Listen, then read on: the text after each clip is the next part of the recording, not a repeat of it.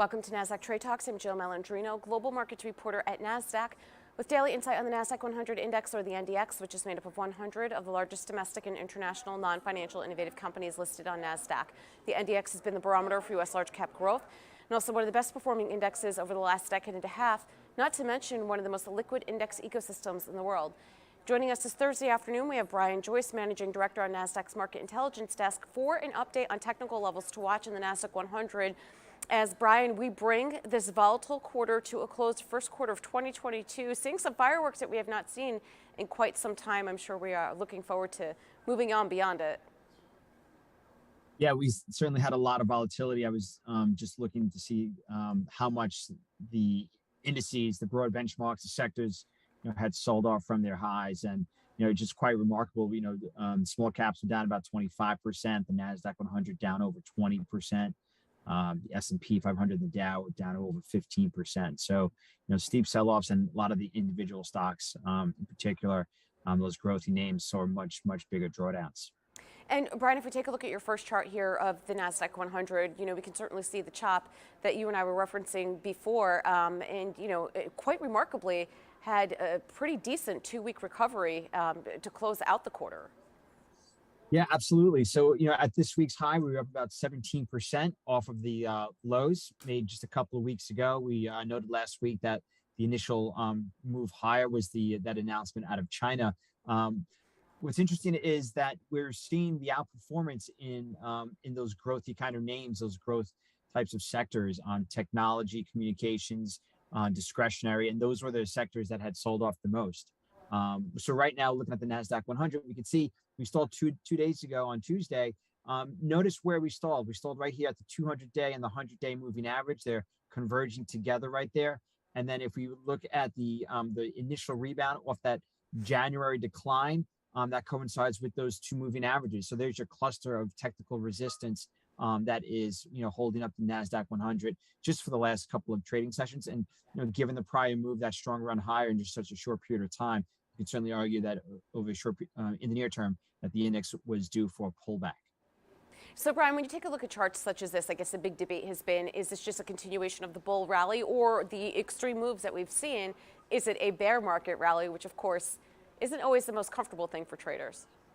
Well, that is the big question. Is this just a relief rally and a counter trend to the larger trend, which is to the downside, or is this the start of a new up move higher? There's been a lot of talk this week about how the yield curve, the spreads, the 2s, 10s, the 5s, 30s had gone negative, and almost always that is a leading indicator for recession. But I stress leading because it's certainly not a good timing indicator. There's a number of notes going out this week from different strategy desks throughout the street. JP Morgan was noting that over the last 6 recessions, going back to the 1960s, it's about 11 to 12 months before the stock market peaks once we see that inversion take place. And the return on average is anywhere like around 15 to 18%, right, if not more. So it's certainly a possibility that we could move to new highs. I know there is a lot of reasons to be concerned given the geopolitical risks, given the expectations for the rate hikes to be, rise dramatically. And that's certainly the case. I think that on the rate hike front, I think, a lot of that could largely be baked in at the moment. And, we just have to wait and see what the future path of rate hikes is going to be. And more importantly, what's the economy going to be doing in 6 to 12 months versus what it's doing now? Yeah. We know the current data, the economic data is very good right now. It might be slowing off of last year's numbers, but it's still, at the moment, quite good.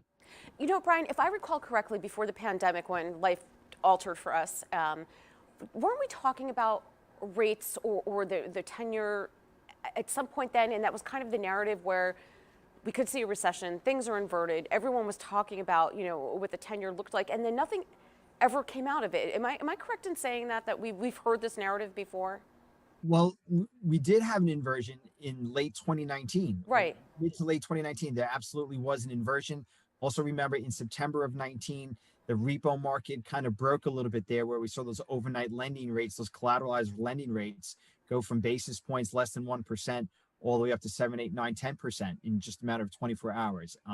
But there was inversion along with that as well. Now, was the market anticipating the onset of COVID and government reaction to shutting things down? Probably not. Right. But who knows? I think it's likely more a reflection. When we have an inversion, whatever the reason is, I think it's capturing animal spirits as well. Right. And in saying that, the period of time between when the stock market rolled over in February, March of 2020, following the inversion, was likely one of the shortest periods of time. So, but in saying that, had we not had COVID, maybe we would have eventually gone into a recession anyway. That's a good point. All right, Brian, appreciate the insight as always. Thanks for joining us on Trade Talks. I'm Jill Malandrino, Global Markets Reporter at Nasdaq.